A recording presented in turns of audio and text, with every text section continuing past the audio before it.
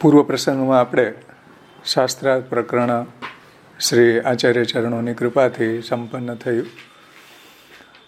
એમાં ગયા વખતે આપણે જે 3 કારિકાઓનું અધ્યયન કર્યું હતું એને થોડું આપણે રિવિઝન કરીને પછી આખું જે ઉપસંહાર પ્રકરણ છે એને આપણે જે દર વખતે આખો પ્રકરણનું આપણે ટૂંકમાં એનું રિવિઝન કરીએ છીએ એ રીતે કરશું.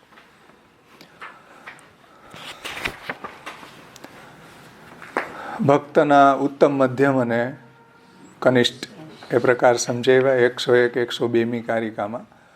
અને જે આ બધા 5 અંગો રહિત, પ્રેમ અને જ્ઞાન રહિત જે શ્રવણાદિ કરે છે એને તો પાપનાશ થાય છે અથવા તો એને ધર્મસિદ્ધિ થાય છે. ત્યાર પછી શ્રી આચાર્ય ચરણો 103મી કારિકામાં તપો વૈરાગ્ય યોગે તું જ્ઞાનમ તસ્ય ફલિષ્યતિ યોગ યોગે તથા પ્રેમ સ્તુતિ માત્રમ તતોન્યથા. 103મી કારિકા છે કે તપ અને વૈરાગ્યના યોગ વડે શ્રવણાદિથી જ્ઞાન સિદ્ધ થાય છે અને યોગ વડે શ્રવણાદિથી પ્રેમ સિદ્ધ થાય છે. પુરાણાદિમાં તપ, વૈરાગ્ય વગેરે અંગ સિવાય શ્રવણાદિનું પરમ પુરુષાર્થત્વ, પુરુષાર્થરૂપ જે કહ્યું છે એ સ્તુતિ માત્ર છે. એટલે પુરાણોની અંદર એમ કહ્યું છે કે યાનાસ્થાય નરો રાજન, કલેર દોષો નિધે રાજન, એકો અસ્થિ મહાન ગુણ, કીર્તના દેવ કૃષ્ણસ્ય મુક્ત બંધો પરમ રજેત. કે જો શ્રી કૃષ્ણનું કીર્તન કરવામાં આવે તો એ બંધનમાંથી મુક્ત થઈ જાય છે. પરંતુ આ બધું જે શ્રવણાદિનું મહાત્મ્ય પુરાણોમાં બતાવ્યું છે એ કેવલ એના પ્રશંસા માટે કહ્યું છે, ભગવાનની દયાળુતા, કૃપાળુતા વર્ણવવા માટે કહ્યું છે. જેમ આપણી ઘરે કોઈ આવે, મહાપુરુષ, મોટા પુરુષ આવે અને આપણે એમ કહીએ કે આપના અમારા ઘરમાં પધારવાથી અમે તો ધન્ય થઈ ગયા, તો એ મહાપુરુષની પ્રશંસા માટે કહેલું છે. એવી રીતના શ્રવણાદિથી જે મુક્તિ પ્રાપ્ત થાય છે એવું જે પુરાણોની અંદર કહ્યું છે એ સ્તુતિ માત્ર છે. સમજમાં આવ્યું ને? હવે એક બીજી ખાસ વાત અહીંયા એ સમજવાની છે કે આપણને એમ લાગે કે આપણે તો ભજન કરી રહ્યા છીએ અને અહીંયા તો મહાપ્રભુજી આ બધું વૈરાગ્ય ને યોગ ને આ તપ ને આવી બધી વાતો કેમ લઈ આવે છે? લાગે ને એમ. મહાપ્રભુજી તો એમ જ કીધું કે આ 5 અંગો વગરની ભક્તિ જે છે એ વિકલાંગ છે, સાંગોપાંગ નથી. આ 5 અંગ સાથે, મહાત્મ્ય જ્ઞાન સાથે, પ્રેમ સાથે, એવમ સર્વતઃ સર્વમ સહિતિ જ્ઞાન યોગ સાથે જો હરિની સેવા કરવામાં આવે તો ઉત્તમતા છે. પરંતુ એ ખાસ વાત અહીંયા એ સમજવાની છે, ગયા વખતે છૂટી ગઈ છે, કે આ વાતને જ મહાપ્રભુજીએ 16 ગ્રંથમાં એક્સટેન્ડ કરી છે. એનું ઇમ્પ્લિમેન્ટેશન, એને આચરણમાં કેમ મૂકવું એ બધું મહાપ્રભુજીએ 16 ગ્રંથમાં આપણને સમજાવી દીધું. એવી પ્રભુની સેવા કરશું, કૃષ્ણ સેવા સદા કાર્ય માનસી સા પરામતા, તો ચેતસ્તત પ્રવણમ સેવા. તો પાછો યોગ આવી ગયો. ચેતસ્તત પ્રવણમનો મતલબ યોગ, ચિત્તવૃત્તિ, નિરોધ, યોગ. તો આ તો બાય ડિફોલ્ટ આવી ગયો સેવા કરશું તો. આપણને લાગે કે ઓહો આવા સાધનો કેમ સિદ્ધ થશે, પણ મહાપ્રભુજીએ 16 ગ્રંથમાં બધા સાધનોને ઇનકોર્પોરેટ કરી દીધા છે, એનો સમન્વય એમાં કરી દીધો છે. તો વિવેક ધૈર્યાશ્રયને તમે જુઓ કે ધૈર્ય ત્રિદુઃખ સહનમ ધૈર્યમ, અસમર્પિત વસ્તુનામ તસ્માદ વર્જનમ આચરેત, સ્વયં ઇન્દ્રિય કાર્યાણી કાય વાંગ મનસા તેજેત, ભાર્યાદીનામ તથા અન્યેષામ અસતશ્ચાક્રમમ સહિત. આ બધું તપ છે. તપ આવી ગયું કે નહીં? બાય ડિફોલ્ટ આવી ગયું તપ. તો તપ આવી ગયું, યોગ આવી ગયો, ચેતસ્તત પ્રવણમ સેવા, વ્યાવૃત્તોપી હરોચિત્તમ શ્રવણાદો નેસેત સદા. પછી શ્રવણાદિ કરવાથી તતઃ પ્રેમ તથા શક્તિ વ્યસનંચ યદા ભવેત, તો પ્રેમ આવી ગયો. આવ્યું કે નહીં? અતસ્તુ બ્રહ્મવાદે અને કૃષ્ણ બુદ્ધિર વિધેયતામથી મહાત્મી જ્ઞાન આવી ગયું કે ભાઈ બ્રહ્મવાદને સમજીને, જે શાસ્ત્રાર્થ પ્રકરણમાં જે બ્રહ્મવાદનું વર્ણન છે, જે સર્વનિર્ણય છે, શાસ્ત્રાર્થ છે, શ્રીમદ ભાગવતના સુબોધનીજીમાં પહેલો, બીજો, ત્રીજો અને એકાદશ સ્કંધમાં વર્ણન છે બ્રહ્મવાદનું, એને જ્યાં આપણે જો અવગાહન કરીએ તો પ્રભુનું મહાત્મ્ય જ્ઞાન થઈ જાય તો જ્ઞાન આવી ગયું. હવે કયું બાકી રહ્યું? જ્ઞાન, તપ, યોગ, પ્રેમ આવી ગયો. પ્રેમ મહાપ્રભુજી કહે છે કે ઠાકોરજીની સેવા કરશો તમે રોજ એટલે પ્રભુમાં પ્રેમ થઈ જશે સાથે રહેવાથી. સમજી ને? સાથે રહેવાથી પ્રભુમાં પ્રેમ થશે. એની તનુ વિત્તજા કરવાથી, સ્વસર્વસ્વનું સમર્પણ કરવાથી પ્રભુમાં સ્નેહ થઈ જશે. હવે રહ્યું વૈરાગ્ય. તો વૈરાગ્ય જે છે એ આપણે ત્યાં જ્ઞાન માર્ગની અંદર જે વૈરાગ્ય, શુષ્ક વૈરાગ્ય છે, એવો વૈરાગ્ય તો મહાપ્રભુજીએ આપણને બતાવ્યું નથી. મહાપ્રભુજીએ તો આપણને રસસભર વૈરાગ્યનો ઉપદેશ આપ્યો છે. સરસ વૈરાગ્ય જેને કહેવામાં આવે છે, એટલે કે રસવાળ, ભગવદ અનુરક્તિના કારણે આવતી વિષય વિરક્તિ. એકદમ રિફાઇન વિરક્તિ છે આ, એકદમ સુસંસ્કૃત વિરક્તિ છે આ, જે તમને રિવોલ્ટ નહીં કરે ક્યારેય. સમજણ? તો એવું વૈરાગ્ય તો ભગવત ધર્મ સામર્થ્યાત વિરાગો વિષય સ્થિર. ભગવત ધર્મના સામર્થ્યના કારણે વિષયોમાં વૈરાગ્ય બાય ડિફોલ્ટ આવશે. તો આ 5 અંગો તો ષોડશ ગ્રંથમાં મહાપ્રભુજીએ આપણને સમજાવી દીધા છે. એની મેળે જ ભગવત સેવા કરતા રહેશો મહાપ્રભુજીની આજ્ઞા પ્રમાણે, તો આ 5 અંગો આવી જશે. અહીંયા અલગ રીતે વર્ણન કર્યું. ઓહો, તપ ને આ 5 વગર બાપા કેમ ભક્તિ થાય? તો 5 નહીં હોય તો કાંઈ ફલ નહીં મળે. એવું નથી. એકે આપી દ્રઢે નેશમ ભજન સિદ્ધિમાં વાપનું યાર. આ 5માંથી એક અંગ જો દ્રઢતાથી આચરણ થયું તોય ભજન કરવાથી એને વિદ્યા સહિત નવધા ભક્તિ કરવી ફરજિયાત છે. ધારો કે આપણે તો બાય ડિફોલ્ટ છે, પણ બીજા ધારો કે જ્ઞાન માર્ગ, કર્મ માર્ગ હોય તો આ વિદ્યાના 5 અંગો છે, તો એના સહિત જ નવધા ભક્તિ કરવી એવો નિયમ છે કે એના સહિત ન કરી શકાય. જ્ઞાન માર્ગ છે તો અંતઃકરણની શુદ્ધિ માટે શ્રવણાદિ તો કરવું જ જોશે, તે જ એનું અંતઃકરણ શુદ્ધ થશે. વિદ્યાના 5 અંગો ફરજિયાત થઈ ગયા પ્લસ નવધા ભક્તિ એમ થયું ને, બીજા કોઈ પણ માર્ગ. હા, બધા જ વિદ્યાના 5 વૈરાગ્ય, સાંખ્ય, યોગ, તપ અને ભક્તિ સાથે. કેમ કે બધા શાસ્ત્રનો નિષ્કર્ષ જ છે કે અવિદ્યા કેમ દૂર થાય ને વિદ્યાની કેમ પ્રાપ્તિ થાય. બધા શાસ્ત્રનો નિચોડી છે. કોઈ બી શાસ્ત્ર લ્યો તમે, કોઈ બી પુરાણ લ્યો, કોઈ વેદ, ગીતા, બ્રહ્મસૂત્ર, ભાગવત, કોઈ પણ લ્યો, શાસ્ત્ર તો આ જ સેન્ટ્રલ આઈડિયા કહે છે કે ભાઈ તમારી અવિદ્યા દૂર થાય અને વિદ્યાની પ્રાપ્તિ થાય તો તમને મોક્ષ મળે. આપણા મહાપ્રભુજી કહે છે કે ભાઈ મોક્ષ એ આપણું ગંતવ્ય નથી. આપણે એ નથી, પણ આગળ જે ભજનાનંદ છે, ભગવદ ભજન છે, ત્યાં સુધી જવાનું છે. એટલે પંચપર્વા વિદ્યાની અંદર આવેલી ભક્તિ પણ મર્યાદા માર્ગી છે, પુષ્ટિ માર્ગી નથી. કેમ કે મોક્ષ મેળવવાની કામનાથી ત્યાં એ ભક્તિ બતાવી છે કે યયા વિદ્વાન હરિમ વિશદ, પંચપર્વેતી વિદ્યયમ યયા વિદ્વાન હરિમ વિશદ. અને આ વાત ગુસાઈજીએ આ વાત ગુસાઈજીએ ભક્તિ અંશમાં સમજાવી છે કે ભાઈ કર્મ માર્ગી શ્રવણાદિ હોઈ શકે, જ્ઞાન માર્ગી શ્રવણાદિ હોઈ શકે, ઉપાસના માર્ગી શ્રવણાદિ હોઈ શકે, પછી મર્યાદા માર્ગી શ્રવણાદિ હોઈ શકે, પુષ્ટિ ભક્તિ માર્ગી શ્રવણાદિ હોઈ શકે. શ્રવણાદિ ક્યાં ન હોઈ શકે?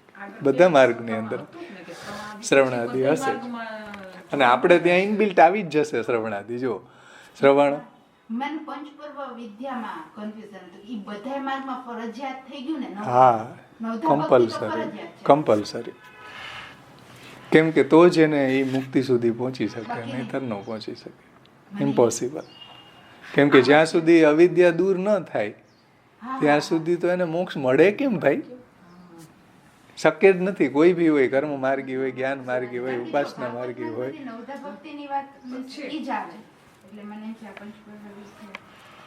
એટલે મહાપ્રભુજી અહીંયા બધું ક્લબ કરીને સમજાવી દીધું. અને આ બધાનું જ વિસ્તાર મહાપ્રભુજીએ ષોડશ ગ્રંથમાં ડિટેલ સમજાવ્યો કે ભાઈ આને તમે જીવનમાં આચરણમાં કેમ મૂકો. આ વાત આને તમે સૂત્ર સમજી લ્યો તો આને જ વિસ્તારથી મહાપ્રભુજીએ ષોડશ ગ્રંથમાં સમજાવ્યું કે ષોડશ ગ્રંથમાં તમે જુઓ પ્રેમ આવી જશે, મહાત્મી જ્ઞાનની વાત છે, યોગની વાત છે, પછી વૈરાગ્યની વાત છે, ભગવદ્ ધર્મ સામર્થ્યાદ વિરાગો વિશેષ, તપની વાત છે. કયું અંગ નથી ષોડશ ગ્રંથમાં બોલો?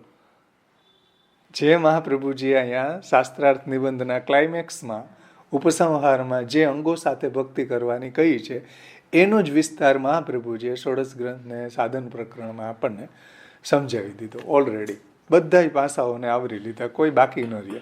એ રીતે કોઈ જીવે તો આ 5 અંગો બાય ડિફોલ્ટ આવી જાય. કોઈ અહીંયા વાંચે તેમ લાગે કે ઓહો આ તો કઈ સિદ્ધ થાય, તપ ને વૈરાગ્ય ને જ્ઞાન ને પ્રેમ ને. ભાઈ આ બધું મહાપ્રભુજીએ ઇનબિલ્ટ ષોડશ ગ્રંથની અંદર સમજાવી દીધું છે કે ભજન કરશો, પ્રભુની સેવા કથા ગુણગાન કરશો, વૈરાગ્ય એની મેળે અવાંતર ફલ થઈ આવશે. ભગવત ધર્મ સામર્થ્યાદ વિરાગો વિશેષ સ્થિર. ભગવત ધર્મના સામર્થ્યથી બધા પદાર્થોમાં વૈરાગ્ય સિદ્ધ થઈ જશે. પછી આપણને લોકમાં આસક્તિ નહીં રહે, સંસારમાં આસક્તિ નહીં રહે, બહિર્મુખ લોકો સાથે આપણને મળવું નહીં ગમે. પછી જે ભગવત સંબંધ સિવાયની જે બી એક્ટિવિટી છે એમાં આપણને રુચિ નહીં થાય. તો આ તો ભગવાનને જે સમર્પિત ન હોય એવા પદાર્થો આપણને ભોગ કરવાની ઈચ્છા નહીં થાય. આ શું છે? આ વૈરાગ્યની મેળે આવ્યો છે. આ કાંઈ આપણે કાંઈ વૈરાગ્ય કેળવવા માટે કોઈ સાધન થોડું કર્યું. ઋષિ મુનિઓની જેમ કાંઈ એક પગે ઊભા રહીને તપ કર્યું વૈરાગ્ય માટે? કાંઈ જ નથી કર્યું. મહાપ્રભુજી કે આ જ પુષ્ટિ માર્ગી વૈરાગ્ય છે કે ભગવદ અનુરક્તિને કારણે વિષય વિરક્તિ સિદ્ધ થશે. સમજો, ભગવાનમાં પ્રેમ હોવાના કારણે, ભગવાનની ભક્તિમાં આપણે પરાયણ હોવાના કારણે વિષયોની મેળે વિષયોમાં વિરક્તિ સિદ્ધ થઈ જશે. એના માટે કોઈ અલગ સાધનની આવશ્યકતા નથી. અને જે લોકો ભગવદ અનુરક્તિ વિરહિત જે વિષયોમાં વિરક્તિ કેળવવા જઈ રહ્યા છે એ વૈરાગ્યનું રિલાયેબલ વૈરાગ્ય નથી. કોઈ ભરોસો નથી વૈરાગ્યનો કે ક્યારે એ રિવોલ્ટ કરે ને ક્યારે સોબરીની જેમ માનધાતાની 50 કન્યાઓની સાથે લગ્ન કરી લે. તો એવું વૈરાગ્ય આપણે ત્યાં નથી. આપણે ત્યાં મહાપ્રભુજીએ જે વૈરાગ્ય કહ્યું છે એ ભક્તિનું અવાંતરતયા આવતું વૈરાગ્ય છે. તતઃ સંસાર દુઃખસ્ય નિવૃત્તિ બ્રહ્મબોધ. તો સંસારના દુઃખની નિવૃત્તિ કેમ થઈ? વૈરાગ્ય વગર. વૈરાગ્યના કારણે જ થઈ છે. વૈરાગ્ય ન હોય એ જ સંસારમાં દુઃખી થાય છે. ને વૈરાગ્ય છે ભક્તિના કારણે આવતું વૈરાગ્ય, એ મસ્તીથી ભજન કરશે, એને સંસારના સુખ દુઃખ બાધા નહીં કરી શકે. એટલે મહાપ્રભુજી અહીંયા જે વાત સમજાવી છે, તપો વૈરાગ્ય યોગે તું જ્ઞાનમ તસ્ય ફલિષ્યતિ યોગ યોગે તથા પ્રેમ સ્તુતિ માત્રમ તતોન્યથા. તો આ 5 અંગો મહાપ્રભુજીના આપણે ષોડશ ગ્રંથ પ્રમાણે જો જીવતા હશું, બાય ડિફોલ્ટ આપણા જીવનમાં 5 અંગો ખીલી જશે. પછી આપણે આ એકે ના પી દ્રઢે નૈસમની જરૂર નહીં રહે. જ્યાં એ કહ્યું સ્ટાર્ટિંગમાં કે 5માંથી ન થાય તો ગૌણ પક્ષ બતાવ્યો કે ભાઈ એક અંગ તો તમે દ્રઢતાથી આચરણ કરશો તોય તમને ફલ મળશે એમ. પણ મહાપ્રભુજીની આજ્ઞા પ્રમાણે, મહાપ્રભુજીએ બતાવેલા ષોડશ ગ્રંથના ઉપદેશ પ્રમાણે જો આપણે ભજન કરશું, શ્યોર બધાય 5 અંગો ખીલી જશે. શ્રવણાદિ કરશું. જુઓ, આ રીતના શ્રવણાદિ કરવાથી તતઃ પ્રેમ તથા શક્તિ વ્યસનંચે યદા ભવેત. શ્રવણાદિથી પણ વ્યસન ભાવાપન્ન, વ્યસના અવસ્થા એને સિદ્ધ થાય છે. તો બધા પાસાઓ આવી જશે. મહાત્મ્ય જ્ઞાન પણ આવી જશે. શ્રીમદ ભાગવત છે, મહાપ્રભુજીએ પણ શાસ્ત્રાર્થ પ્રકરણમાં મહાત્મ્ય જ્ઞાન જ સમજાવ્યું છે આપણને. સત પ્રકરણથી, ચિત્ત પ્રકરણથી, બ્રહ્મ પ્રકરણથી, પરમત નિરાકરણ પ્રકરણ ને ઉપસંહારથી. તો આ વાતને આપણે ગયા વખતે થોડી છૂટી ગઈ હતી, એનું આપણે અવગાહન કરી. હવે આગળ મહાપ્રભુજીએ જે ઉપક્રમમાં વેદાહ શ્રી કૃષ્ણ વાક્યાની વ્યાસસૂત્રાણી ચૈવહી સમાધિ ભાષા વ્યાસસ્ય પ્રમાણમ તચ્ચતુષ્ટયમ ઉત્તરમ પૂર્વ સંદેહ વારકમ પરિકીર્તિતમ અવિરુદ્ધંતુ યત્વસ્ય પ્રમાણમ તશ્ચ નાન્યથા. આ જે વાત કરી છે તો કોઈને એમ થાય કે ભાઈ આ 4 જ પ્રમાણ છે. 4 જ પ્રમાણ નથી. આ 4 પ્રમાણોની એક વાક્યતા છે અને એનાથી જેટલું બી અવિરુદ્ધ શાસ્ત્ર છે બધું પ્રમાણ છે. સમજો, એટલે અહીંયા બધી લિસ્ટ આપી કે અર્થોયમેવ નિખિલૈરપી વેદ વાક્ય રામાયણે સહિત ભારત પંચરાત્રે અન્યશ્ચ શાસ્ત્રવચને સહ તત્વસૂત્રે નિર્ણીયતે સહૃદયમ હરિણા સદૈવ. બધા શાસ્ત્રો મહાપ્રભુજી પ્રમાણ માને છે અને આ બધા શાસ્ત્રોની અંદર બ્રહ્મવાદનું જ નિરૂપણ કર્યું છે, જે મહાપ્રભુજીએ આપણને શાસ્ત્રાર્થ પ્રકરણથી સમજાવ્યું. આ બધા શાસ્ત્ર ભણીને જો બ્રહ્મવાદ ન સમજાણો તો તમે શાસ્ત્રને સમજ્યા જ નથી મહાપ્રભુજીની દૃષ્ટિથી. મહાપ્રભુજી એમ કહે છે કે હરિણા સદૈવ, હરિએ જે ગીતાજીમાં કહ્યું છે બ્રહ્મવાદ, એ જ બ્રહ્મવાદનું વર્ણન વેદમાં છે, રામાયણમાં છે, મહાભારતમાં છે, બ્રહ્મસૂત્રોમાં છે, પુરાણોમાં છે, બધી જગ્યાએ આ જ રહસ્ય વર્ણિત થયું છે. તેથી સમગ્ર વેદ વાક્ય, રામાયણ, મહાભારત, પંચરાત્ર, બીજા શાસ્ત્રોના વચનથી અને વ્યાસસૂત્રથી જે અર્થ નિશ્ચય થયેલો છે એ જ અર્થ હૃદય સહિત શ્રી હરિએ સદા સર્વદા શ્રીમદ ભગવદ્ ગીતાજીમાં નિર્ણય કરેલો છે. આ બધા શાસ્ત્રોમાં જે અર્થ સમજાવ્યો છે એ જ વાત ભગવાને ગીતાજીમાં સમજાવી છે. એ જ વાત મહાપ્રભુજીએ આપણને શાસ્ત્રાર્થ પ્રકરણમાં સમજાવી છે, કેમ કે શાસ્ત્રાર્થમ ગીતાર્થમ.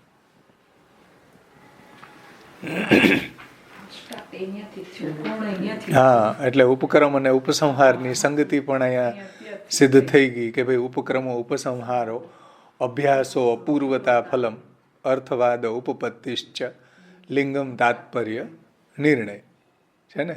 ઉપક્રમમાં એ બધા પ્રમાણની વ્યવસ્થા સમજાવી હતી, ભગવાનના ભજનનું મહાત્મ્ય સમજાવ્યું હતું. ઉપસંહારમાં પણ એ જ વાત સમજાવી કે આ પાંચેય અંગો સાથે ભક્તિ કરવામાં આવે તો એની શ્રેષ્ઠતા છે ને.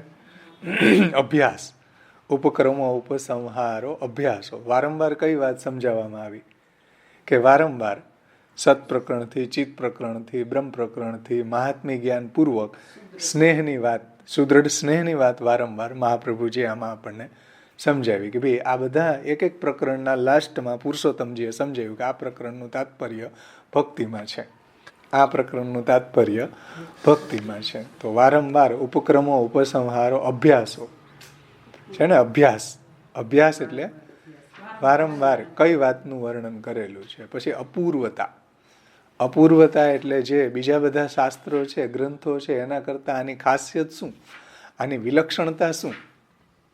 તો અપૂર્વતા પણ મહાપ્રભુજીએ સિદ્ધ કરી કે ભાઈ ભગવદ્ ગીતાની અંદર આપણને સમજમાં ન આવે આ બ્રહ્મવાદ, ભગવદ્ ગીતામાં આપણને ભક્તિ સમજમાં ન આવે તરત, બ્રહ્મસૂત્રમાં આપણને સમજમાં ન આવે તરત, વેદમાં સમજમાં ન આવે, પણ મહાપ્રભુજી અહીંયા અપૂર્વતા બતાવી છે કે જો શાસ્ત્ર સમજી લે તો એ બધા શાસ્ત્રનું રહસ્ય આમાં આપણને સંકલન કરીને આચાર્ય ચરણોએ એની અપૂર્વતા સમજાવી છે.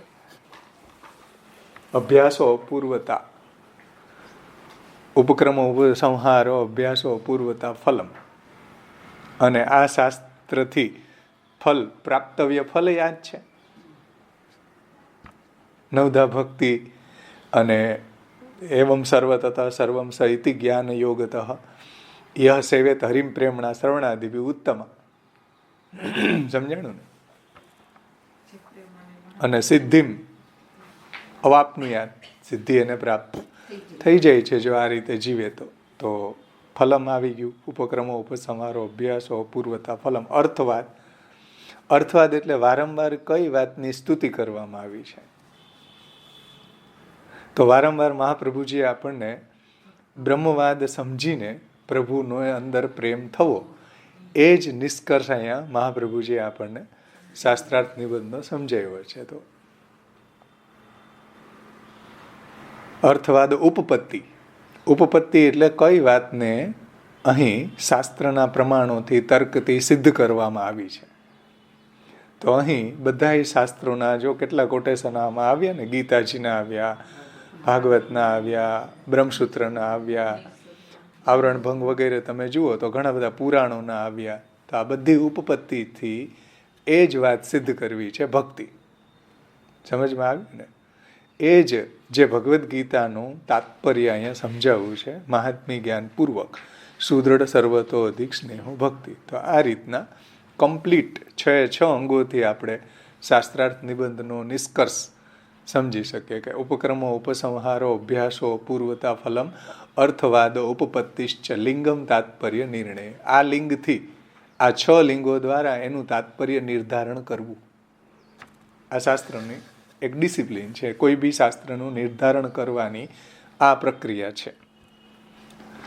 અને 104 અને લાસ્ટની જે કારિકા છે 105માં પ્રમાણ બલમ આશ્રિત્ય શાસ્ત્રાર્થો વિનિરૂપિત પ્રમેય બલમ આશ્રિત્ય સર્વનિર્ણય ઉચ્યતે. આ શ્લોક જે છે બંનેની જોડતી કડી છે. એટલે શાસ્ત્રાર્થ પ્રકરણનું સમાપન અને સર્વનિર્ણયનું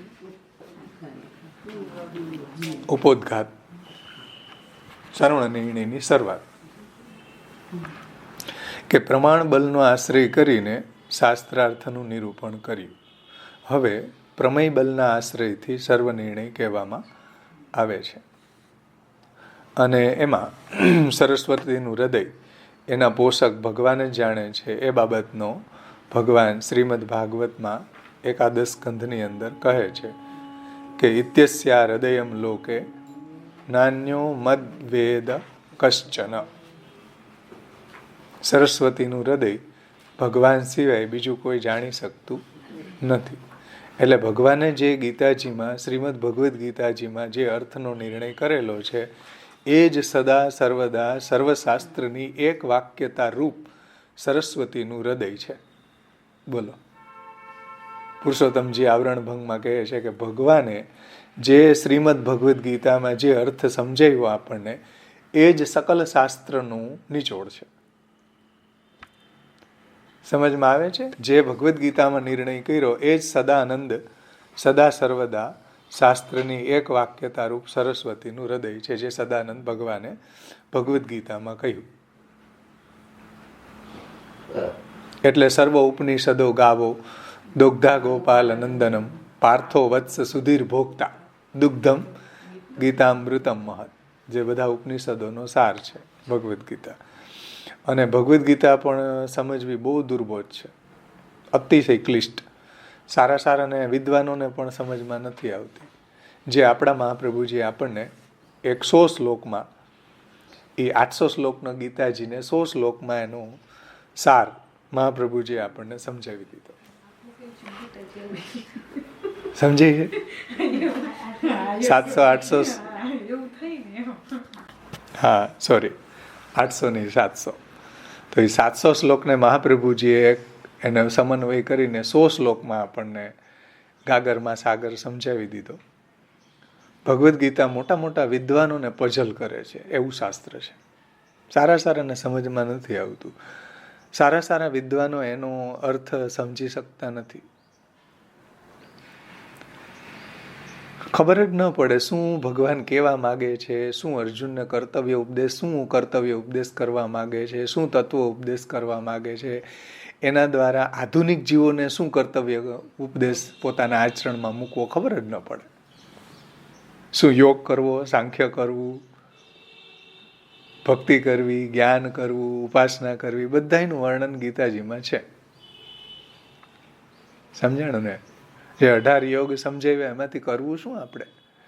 એટલે મહાપ્રભુજીએ બહુ મોટી આપણી ઉપર કૃપા કરી છે કે ભાઈ ગીતાજીનું રહસ્ય આ છે, જે મેં શાસ્ત્રાર્થ પ્રકરણમાં સમજાવ્યું કે અર્થો અયમેવ નિખિલૈરપી વેદ વાક્યૈ રામાયણૈ સહિત ભારત પંચરાત્રે અન્યશ્ચ શાસ્ત્રવચને સહ તત્વસૂત્રે નિર્ણીયતે સહ હૃદયમ હરિણા સદૈવ.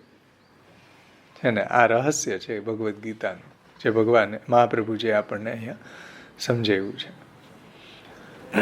અને લાસ્ટમાં તમે જે પૂછ્યું હતું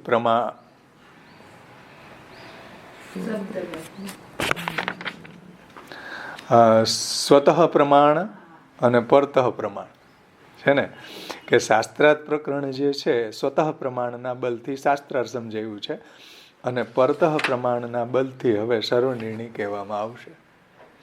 તો એનો અર્થ ઇન શોર્ટ એટલો છે કે ભાઈ સ્વતઃ પ્રમાણ એટલે વેદ સ્વતઃ પ્રમાણ શાસ્ત્ર છે આપણે ત્યાં. એને બીજા કોઈ પ્રમાણોથી પ્રમાણિત કરવાની જરૂર નથી. એ સ્વતઃ પ્રમાણ છે. અને પરતઃ પ્રમાણ એટલે શું? કે બીજા પ્રમાણોથી જ્યારે આપણે એને સિદ્ધ કરવું પડે તો એ પરતઃ પ્રમાણ છે. સમજમાં આવે છે વાત? સ્વતઃ પ્રમાણ એટલે શું અને સ્વતઃ પ્રમાણના આધારે શાસ્ત્રાર્થ પ્રકરણ સમજાયું. એટલે જે સ્વયં પ્રમાણ છે, જેને આપણે ત્યાં અસહાય સૂર કહેવામાં આવે, એને બીજા કોઈની સહાયની આવશ્યકતા નથી, એને બીજા કોઈ પ્રમાણથી પ્રમાણિત કરવાની આવશ્યકતા નથી. હું આગળ એક વાક્ય બોલું તો તમારે એનું પ્રમાણ કોઈ માગે તો એને પ્રમાણથી સિદ્ધ કરવું પડે ને, કે ભાઈ તમે બોલો છો તો ક્યાંથી બોલો છો? ગીતાજીમાંથી બોલો છો, ભાગવતમાંથી બોલો છો, ઉપનિષદ કે વેદમાંથી તમે બોલો ક્યાંથી?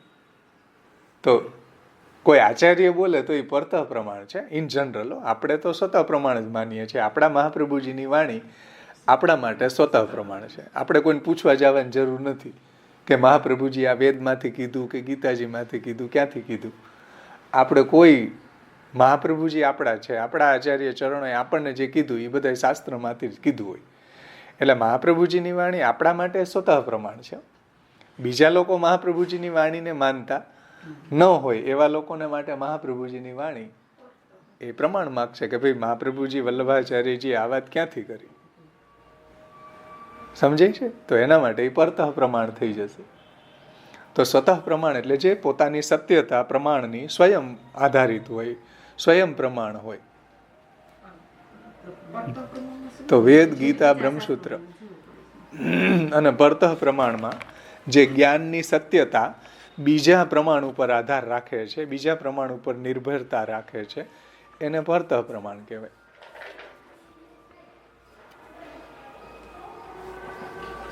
સમજાણું ને? જ્ઞાનની જે સત્યતા છે બીજા પ્રમાણો ઉપર જે નિર્ભર છે, હા, એ પરતઃ પ્રમાણ. પછી એમાં ઘણું બધું છે, એમાં આપણે નહીં જાય. જે વૈશેષિક દર્શનનું, ન્યાય દર્શન ને એમાં કઈ રીતે એ લોકો માને છે, સ્વતઃ પ્રમાણનું, પરતઃ પ્રમાણનું, જે બધું એ દીપલબેને પૂછ્યું હતું, પણ હવે અત્યારે એનો વિષય નથી આપણો. એ તો અલગ રીતે ચર્ચા. ખબર છે એમાં સરસ બાવાનો લોટ લેખમાં મોકલ્યો તેમાં ભાગવતમાં જે સુખદેવજીએ સ્તુતિ કરી તો અનુવાદ તો શબ્દ બલ કયો કે સ્વતઃ પ્રમાણ કયો? એમ તો શબ્દ બલથી શાસ્ત્રાર્થ જાણવાની જેઓને ઈચ્છા છે અને સ્વતઃ પ્રમાણવાદી છે, અસંભાવના વિપરીત ભાવના રહિત છે, એવા યોગ્ય અધિકારી માટે શાસ્ત્રાર્થ પ્રકરણ છે. સમજાણું? અને અસંભાવના અને વિપરીત ભાવનાનો આપણે ડિટેલથી વિચાર સર્વનિર્ણયની શરૂઆતમાં કરશું. અસંભાવના એટલે શું અને વિપરીત ભાવના એટલે શું, સમજાણ?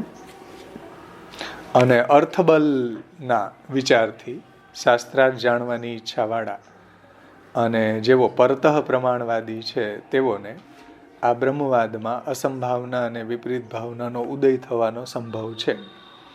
જે ઉત્તમ અધિકારી છે એને તો શાસ્ત્રાર્થ પ્રકરણથી જ બધું રહસ્ય સમજમાં આવી જશે. જે સ્વતઃ પ્રમાણવાદને માને છે, જે યોગ્ય અધિકારી છે, એને અસંભાવના અને વિપરીત ભાવના નહીં થાય શાસ્ત્રાર્થનો અભ્યાસ કરવાથી જ. પરંતુ આપણા જેવા જે છે મધ્યમ અધિકારી, એને એવું થશે એમ. એટલે મહાપ્રભુજીએ કીધું કે ભાઈ સર્વનિર્ણયને સમજવું બહુ જરૂરી છે.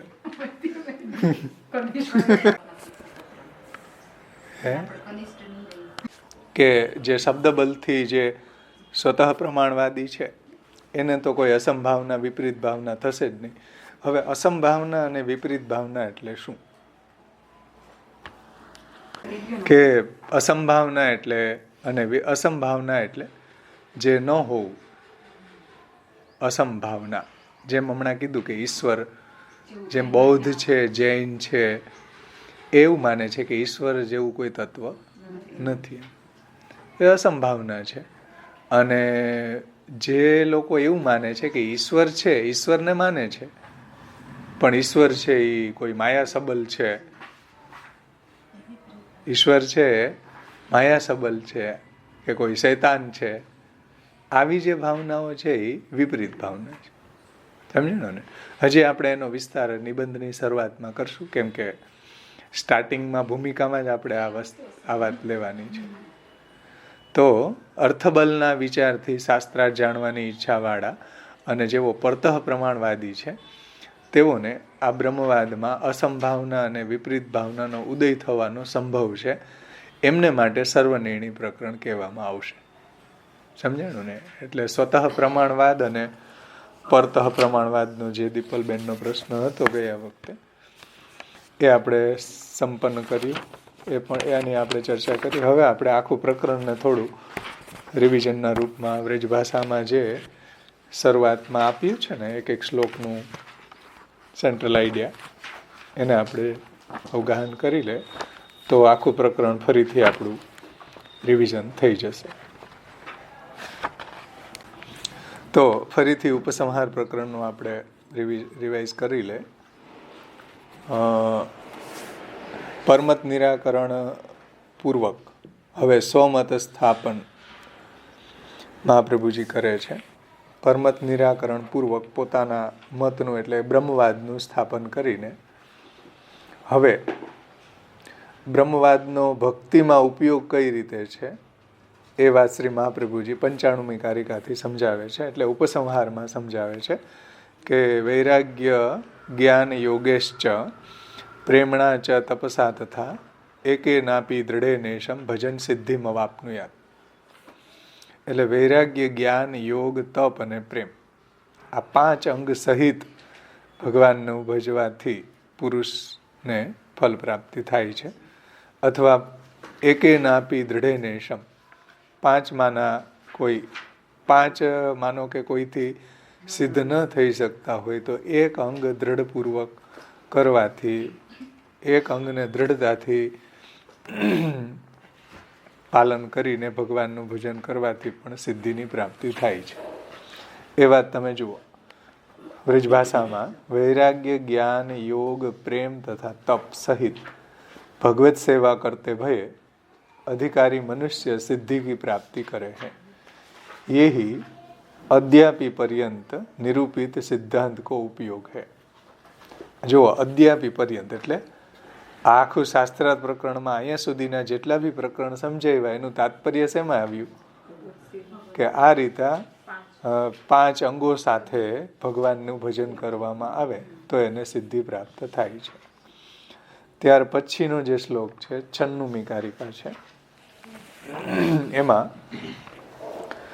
શ્રી મહાપ્રભુજી આજ્ઞા કરે છે કે ભાઈ અત્યાર સુધી ઉત્પત્તિ પક્ષથી પરમતનું નિરાકરણ કર્યું છે. હવે લયના પ્રકારથી પરમતનું નિરાકરણ કરે છે. ઉત્પત્તિ પક્ષથી પરમતનું નિરાકરણ કર્યું. હવે લયના પ્રકારથી પ્રલય પ્રકારેણ પરમતમ નિરાકર્તૃમ. સમજમાં આવ્યું ને? पूर्व पक्षी प्रपंच के 4 प्रकार के प्रलय के सिद्धांत का प्रतिपादन करता है. એટલે જે અહીંયા પૂર્વ પક્ષીઓ છે માયાવાદીઓ છે એ 4 પ્રકારના પ્રલયને માને છે. 4 प्रकार के प्रलय के सिद्धांत का प्रतिपादन करता है जिसमें चौथा प्रलय आत्यंतिक प्रलय है जो ज्ञान से होता है.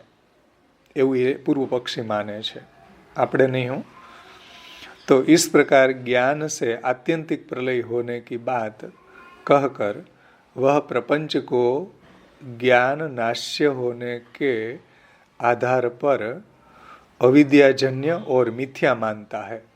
પૂર્વ પક્ષી એવું કહે છે કે જ્ઞાન થવાથી પ્રપંચનો નાશ થઈ જાય છે અને પ્રપંચ જે છે એ અવિદ્યાજન્ય છે, મિથ્યા છે. આવું માયાવાદીઓ માને છે. સમજમાં આવ્યું ને? અને એ જે નાશ થાય છે એને એ આત્યંતિક પ્રલય કહે છે. આ વાંધો મહાપ્રભુજીને છે કે ભાઈ જ્ઞાન થવાથી કોઈ દિવસ જગતનો નાશ થતો નથી, સંસારનો નાશ થાય છે. તો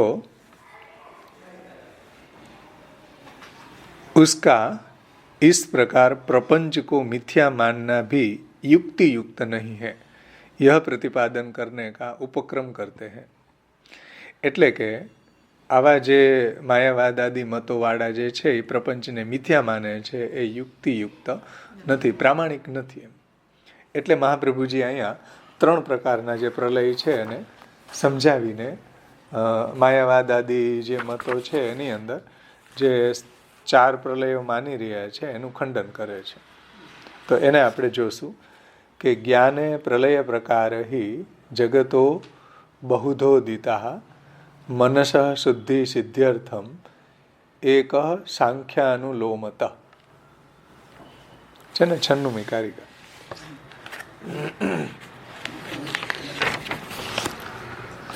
મનની શુદ્ધિને માટે જગતના લયના પ્રકાર જ્ઞાનમાં ઘણા કહેલા છે અને એક પ્રકાર સાંખ્યમાં કહેલો છે. તો એની ટીકામાં મહાપ્રભુજીએ વાત સમજાવી હતી કે ભાઈ પ્રલયના 3 જ પ્રકારો છે, 4 પ્રકારો નથી. આત્યંતિક પ્રલય છે એ પૃથક નથી. આત્યંતિક પ્રલય જે માયાવાદીઓ માને છે એ કોઈ અલગ નથી. એમ અહંતા મમતાનો નાશ થવાથી જ વિષયો જે છે એના પ્રત્યેની એની જે આસક્તિ દૂર થઈ જાય છે. તો એ પ્રકારનો એ પ્રલય છે એ આ 3ની અંદર સમાવેશ થઈ જાય છે. એને તમે અલગ ન માનો એમ. જે અહીંયા આપણે શાસ્ત્રાર્થમાં જ્યાં એનો સેન્ટ્રલ આઈડિયા સમજાવ્યો છે ને, જુઓ કે કાલકૃત નિત્ય પ્રલય, જે કાલકૃત પ્રલય છે એને શાસ્ત્રમાં નિત્ય પ્રલય કહ્યો છે. પછી સંકર્ષણ મુખાગ્નિ રૂપ દ્રવ્યકૃત નૈમિતિક પ્રલય છે ને, કે સંકર્ષણના મુખમાંથી જ્યારે અગ્નિ પ્રગટ થાય છે, દ્રવ્ય એટલે અહીંયા પંચમહાભૂતમાંનો પદાર્થ અગ્નિ તે છે. તો સંકર્ષણ મુખાગ્નિ રૂપ, કેમ કે પ્રલય ઘણા બધા શાસ્ત્રમાં વર્ણિત થયા છે. જલ પ્રલય છે, અગ્નિ દ્વારા પ્રલય છે. તો સંકર્ષણ મુખાગ્નિ રૂપ દ્રવ્યકૃત પ્રલય જેને નૈમિતિક પ્રલય કહ્યો છે. સમજાણું ને? મહાપ્રભુજી અહીંયા નૈમિતિક કહ્યો છે, જે દ્રવ્યકૃત છે, એકાદશ સ્કંદ વગેરેમાં વર્ણિત છે. તથા ગુણકૃત, તો એ પ્રાકૃતિક પ્રલય કો प्रतिपादन कियो है. જે ગુણકૃત છે એ પ્રાકૃતિક પ્રલય છે. તદ અતિરિક્ત અન્ય પ્રલય કા નિષેધ તથા સંઘાત લય કી ભાવના ચિત્ત શુદ્ધિ અર્થ હોઈવે કો કથન. તો અન્ય જે પ્રલયના પ્રકારો આપણે જોયા હતા, મહાપ્રભુજી આમાં સમજાવ્યા ને, અન્ય પણ પ્રલયના પ્રકારો એ કયા એંગલથી સમજાવ્યા છે?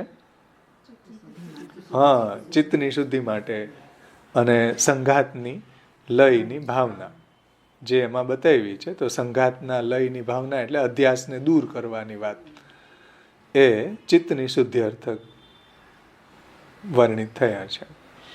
એને તમે અલગ નહીં માનો. મુખ્ય તો આ 3 જ છે. નિત્ય જે કાલકૃત નિત્ય પ્રલય, પછી દ્રવ્યકૃત નૈમિતિક અને ગુણકૃત એ પ્રાકૃતિક પ્રલય. સમજમાં આવ્યું ને? તો બીજા પણ પ્રલયના પ્રકારો મહાપ્રભુજી અહીંયા સમજાવ્યા છે. 97મી કારિકા એમાં જુઓ,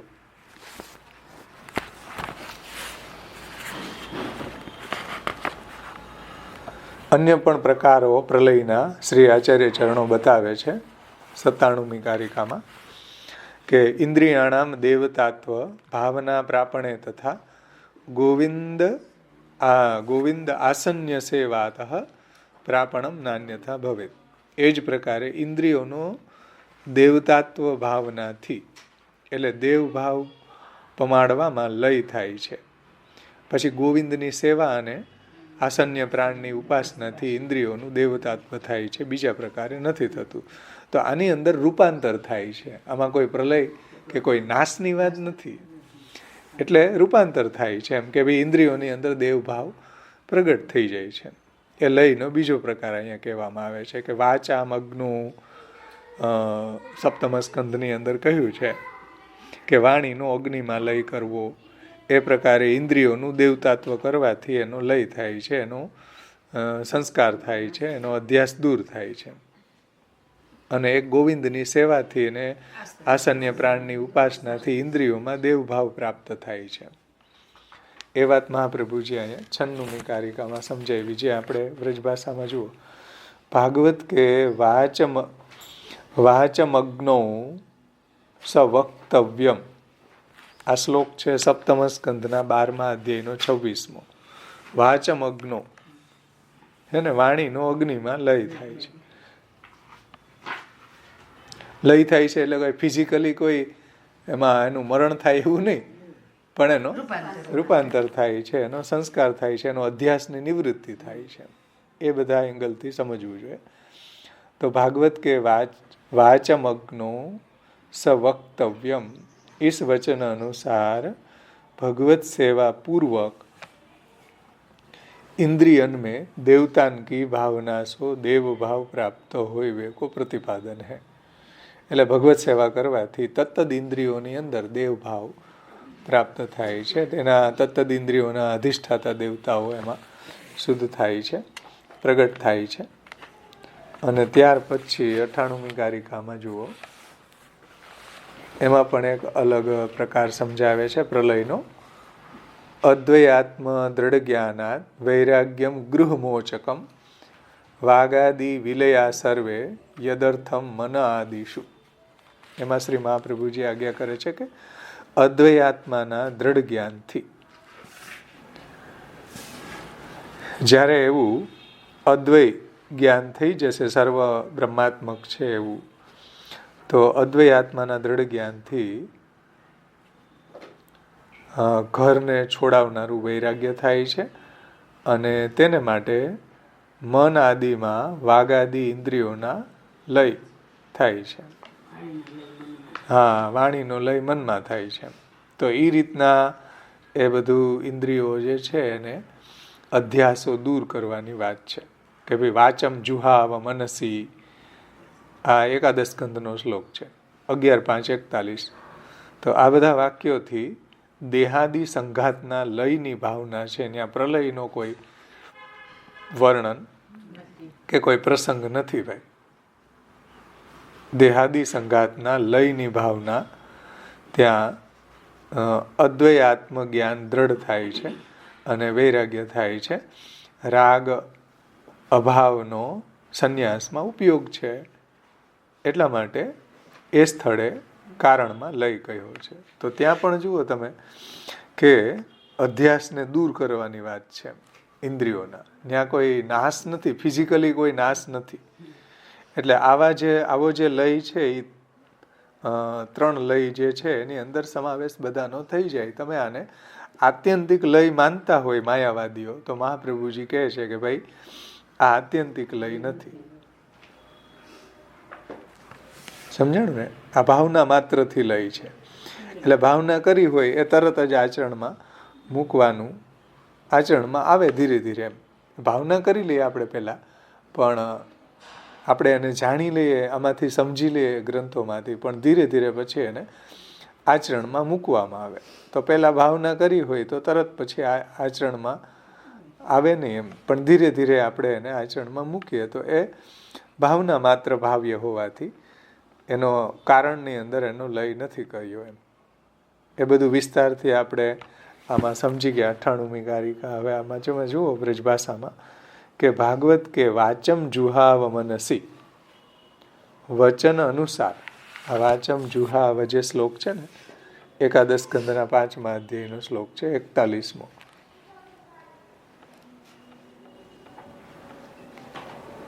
એટલે વાણીનો મનમાં લય કરવો.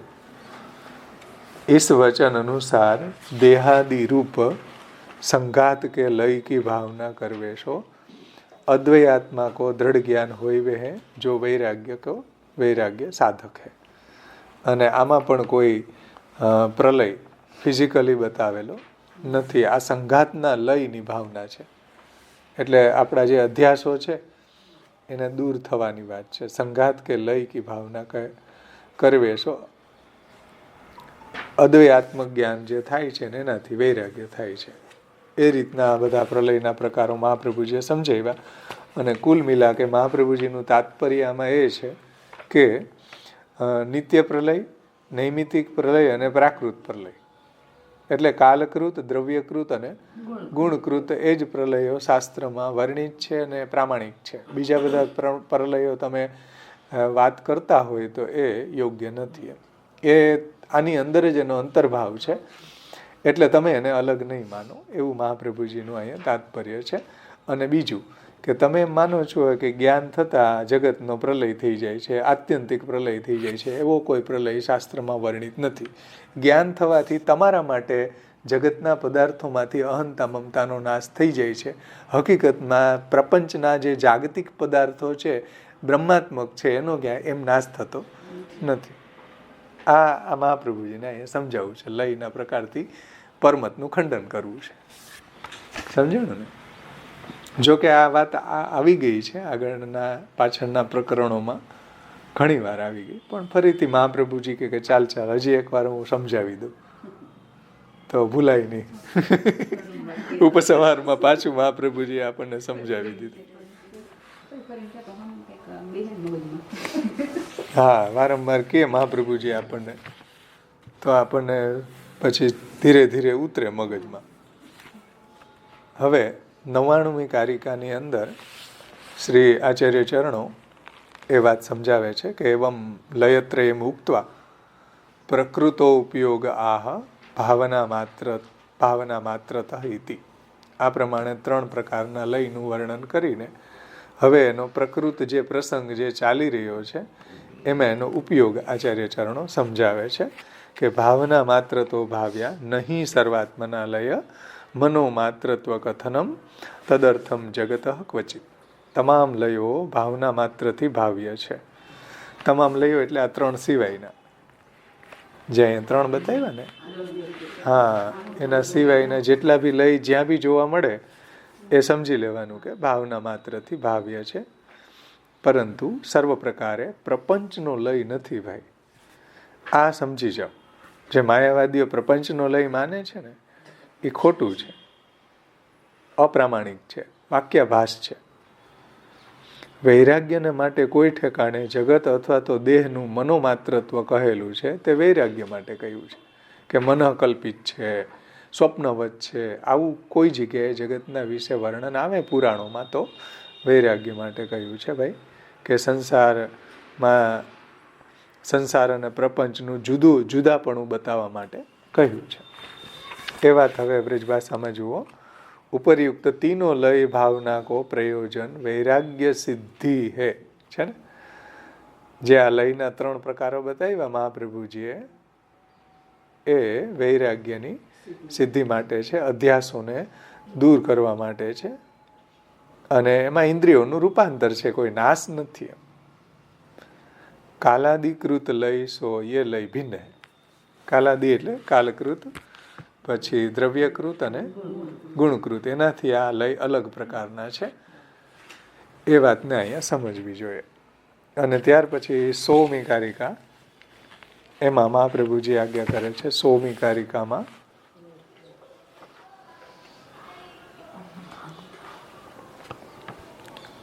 કે પરમતનું નિરાકરણ કરીને હવે મહાપ્રભુજી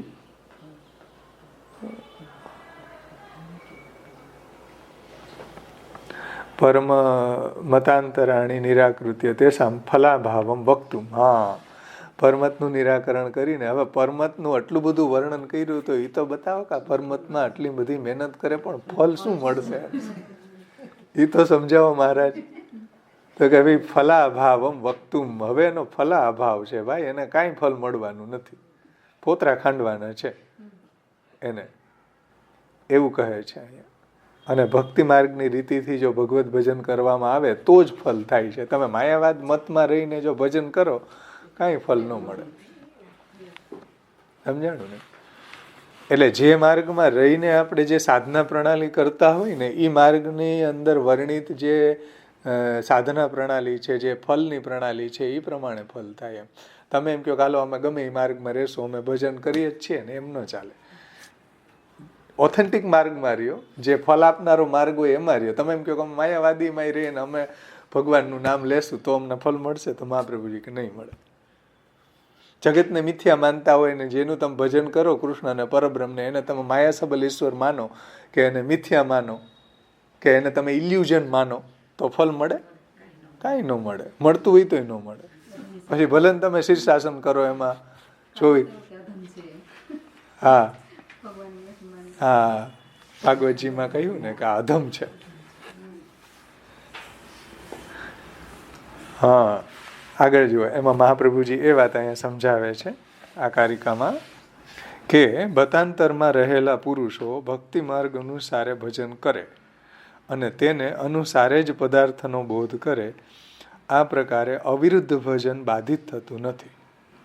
એટલે કદાચ માયાવાદાદી મતોમાં રહેલા હોય અને ભક્તિ માર્ગનું અનુસરણ કરે અને જગતને મિથ્યા ન માને ને પરબ્રહ્મને મિથ્યા ન માને, પુરુષોત્તમને મિથ્યા ન માને, અને માયાવાદ મત જે છે એ નામ માત્રનો હોય ને ભજન છે એ એનું શ્રેષ્ઠ હોય, તો બિલ્વ મંગલને મધુસૂદન સરસ્વતીની જેમ એને ફળ મળી જાય અને ભગવત પ્રાપ્તિ થઈ શકે. એટલે અહીં કીધું જો મહાપ્રભુજીએ કે અવિરુદ્ધમ ન બાધ્યતે છે ને, આ પ્રકારે અવિરુદ્ધ ભજન એનું બાધિત નહીં થાય. હા, અવિરુદ્ધ ભજન જે છે, અવિરુદ્ધ એટલે વિરોધ નહીં એવું, એટલે કે એ લોકો જગતને મિથ્યા નથી માનતા, પુરુષોત્તમને મિથ્યા નથી માનતા, પુરુષોત્તમને એ પરબ્રહ્મ માને છે. જેમ મધુસૂદન સરસ્વતી કહે છે કે ભાઈ બધી વાત, બધો માયાવાદ સાચો, પણ પુરુષોત્તમ મિથ્યા નથી. પુરુષોત્તમ જે છે કૃષ્ણ એ ભગવાન છે, પરબ્રહ્મ છે. એટલે એનો વારો આવી ગયો. બિલ્વ મંગલ છે એ નામ માત્રના માયાવાદી હતા કે ભાઈ બધી વાત સાચી પણ પુરુષોત્તમ તો પુરુષોત્તમ છે. એટલે એનો વારો આવી ગયો. તો મહાપ્રભુજી છે એને એ રહસ્ય અહીંયા સમજાવ્યું છે કે ભાઈ નામ માત્રના માયાવાદીઓ હોય તો એને ફલ પ્રાપ્તિ થઈ શકે, બાકી માયાવાદ મતોની અંદર કંઈ ફલ ન મળે. ઘણી બધી મહેનત કરે. તમે જુઓ અત્યારે યુટ્યુબ ઉપર આ અવિમુક્તાનંદ ને શંકરાચાર્ય 4 બહુ શાસ્ત્રના જ્ઞાતાઓ, આપણે જેવા કોઈ સામાન્ય કોઈ નહીં, ઘણું બધું શાસ્ત્ર ભણેલા, કેટલું બધું પૂજન ને અર્ચન ને કેટલું આનું સનાતન ધર્મનું આચરણ કરે, વર્ણાશ્રમનું પાલન કરે, ફલ 0, કાંઈ નહીં. કેટલું બધું પૂજન કરે ને ઓયલું કરે ને ઓયલું કરે, પણ એનું ફલ ન મળે. કેમ કે માયાવાદાદી જે મતો છે એનું આચરણ કરવાવાળા, જગતને મિથ્યા માનવાવાળા, પરબ્રહ્મને મિથ્યા માનવાવાળા ન મળે. એટલે અવિરુદ્ધ ભજન એનું બાધિત નથી થતું, પણ તેઓને સ્વમતાનુસારે ભક્તિ માર્ગથી વિરુદ્ધાચરણ વડે ફલ મોક્ષ પ્રાપ્ત થતું નથી. એટલે કે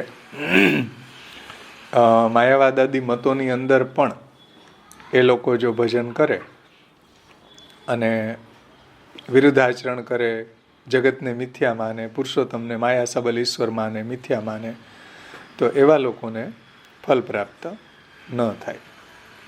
એટલે સ્વમત અનુસારે ભક્તિ માર્ગથી વિરુદ્ધાચરણ કરે એટલા માટે એવા લોકોને મોક્ષ થતો નથી. ન એકાંતિકમ ફલમ. બ્રજભાષામાં એ રીતે સમજાવી છે આ કારિકાને 100મી કે ભક્તિ માર્ગ સો વિરુદ્ધાચરણ હોય વે સો માયાવાદાદી મત કો આશ્રય કરી કે ભગવદ ભજન કરવે સો એકાંતિક એટલે મોક્ષ, એકાંતિક ફલ રૂપ મોક્ષ की प्राप्ति संभव नहीं है. એટલે માયાવાદાદી મતોમાં ભક્તિ માર્ગથી વિરુદ્ધ આચરણ હોવાના કારણે એની અંદર રહીને ભગવાનની ભક્તિ કરતા હોવા છતાં એને ફલ મળે નહીં. એમાં બાય એક્સેપ્શનલ, આ તો ઉત્સર્ગ કહ્યો, અપવાદી છે કે એમાં રહીને જો નામ માત્રના માયાવાદી હોય, બિલ્વ મંગલ ને મધુસૂદન સરસ્વતી જેવા, એ જો પુરુષોત્તમ પરબ્રહ્મ શ્રી કૃષ્ણ જે છે એને માયિક ન માને અને જગતને મિથ્યા ન માને તો એને ફલ પ્રાપ્તિ માયાવાદાદી મતોમાં પણ થઈ શકે છે. હવે 101મી કારિકામાં શ્રી આચાર્ય ચરણો આજ્ઞા કરે છે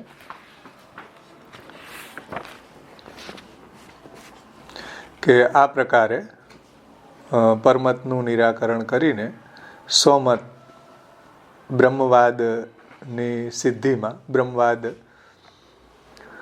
સિદ્ધાંતમાં જે પ્રકારથી ફલની પ્રાપ્તિ થાય છે, જે પ્રકારે ભજન થાય, એ પ્રકાર હવે અહીંયા મહાપ્રભુજી બધાના સાર રૂપે સમજાવે છે. 101 અને 102મી કારિકામાં એવં સર્વ તતઃ સર્વ એવં સર્વ તતઃ સર્વમ સ ઇતિ જ્ઞાન યોગતઃ યહ સેવતે હરિમ પ્રેમણા શ્રવણાદિભિઃ ઉત્તમા પ્રેમાભાવે મધ્યમ સ્યાદ જ્ઞાનાભાવે તથાદિમઃ ઉભયોરપ્યભાવે તુ પાપનાશસ તતો ભવે. આ પ્રકારે ભગવાન થકી સર્વ છે અને એ ભગવાન આ સર્વરૂપ છે. એટલે ભગવાન આ જગતના કર્તા છે અને ભગવાન જ આ બધા રૂપ નામ વિભેદેન જગત ક્રીડતી યોયત. ભગવાન જ આ બધા રૂપ નામ લઈને ક્રીડા કરે છે. તો જગતને ભગવાનનું કાર્ય માનવાથી જ્ઞાન થાય છે અને જગતને ભગવાનની લીલા માનવાથી ભગવાનમાં ભક્તિ થાય છે. એટલા માટે જે જગત ભગવાનનું કાર્ય છે એવું જ્ઞાન છે એ ગૌણ જ્ઞાન છે અને બધું જગત ભગવદ રૂપ છે, ભગવાનની લીલા છે એવું જ્ઞાન છે એ મુખ્ય જ્ઞાન છે. તો એવા ગૌણ મુખ્ય જ્ઞાનથી જે પ્રભુની સેવા કરે અને સાથે જ્ઞાન યોગ થકી પ્રેમ સહિત શ્રવણાદિ સાધનથી શ્રી હરિને ભજે તે ઉત્તમ ભક્ત કહેવાય છે. પ્રેમના અભાવથી જ્ઞાન સહિત ભજન કરે તો મધ્યમ કહેવાય છે અને જ્ઞાન રહિત પ્રેમથી ભજન કરે તો પણ મધ્યમ કહેવાય છે. અને બંનેનો અભાવમાં હીન કહેવાય છે. જ્ઞાન અને પ્રેમ બંને ન હોય તો શ્રવણાદિક થકી પાપનો નાશ થાય છે અથવા તો એને ધર્મ સિદ્ધ થાય છે. આનો ઘણો બધો વિસ્તાર આપણે જોઈ ગયા. એને આપણે બ્રજ ભાષામાં જુઓ. સ્વ અભિમત ભગવત ભજન કે ઉત્તમ મધ્યમ કનિષ્ઠ સ્વરૂપનું નિરૂપણ. જ્ઞાન પ્રેમ રહિત વ્યક્તિ તપ વૈરાગ્યાદિ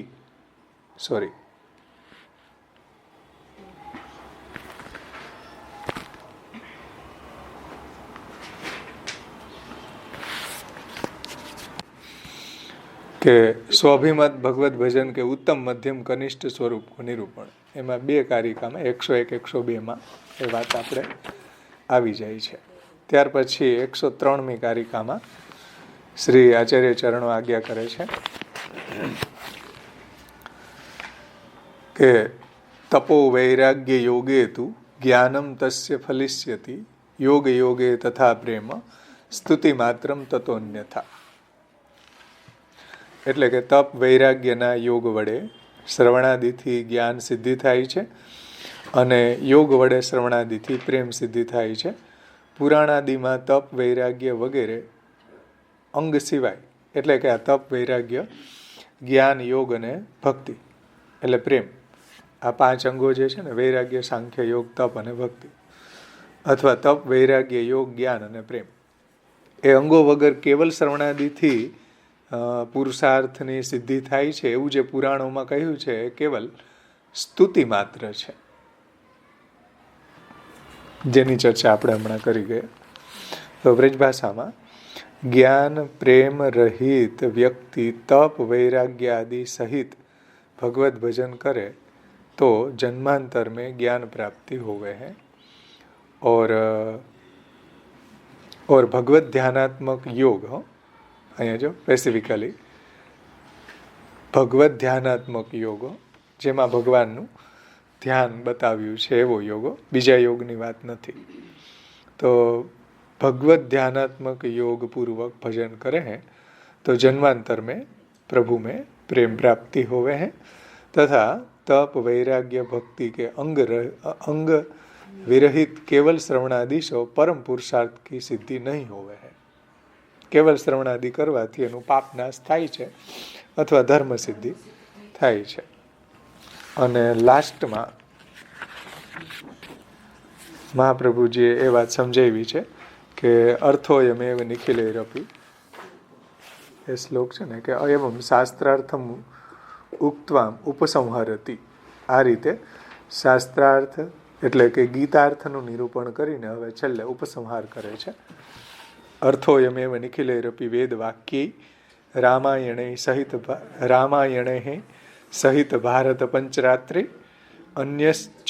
અન્યૈશ્ચ શાસ્ત્રવચનૈ સહતત્વસૂત્રૈ નિર્ણીયતે સહૃદયમ હરિણા સદૈવ.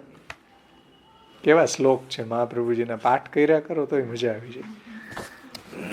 કે સમગ્ર વેદ વાક્યથી, રામાયણથી, મહાભારતથી, પંચરાત્ર અને બીજા શાસ્ત્રના વચનોથી અને વ્યાસ સૂત્રથી જે અર્થ નિશ્ચય થયેલો છે તે જ અર્થ હૃદય સહિત શ્રી હરિએ સદા સર્વદા શ્રીમદ ભગવદ્ ગીતામાં નિર્ણય કરેલો છે.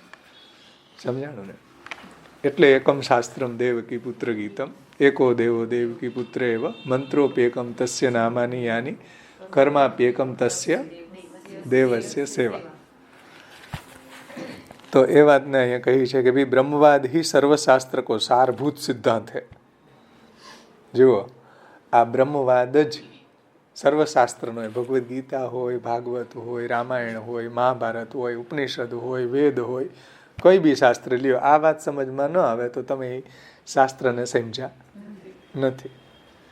આ બધા શાસ્ત્રોથી બ્રહ્મવાદ સમજાવવો જોઈએ, જે ભગવાનનું મહાત્મ્ય જ્ઞાન થાય, જેનાથી પ્રભુમાં ભક્તિ થાય.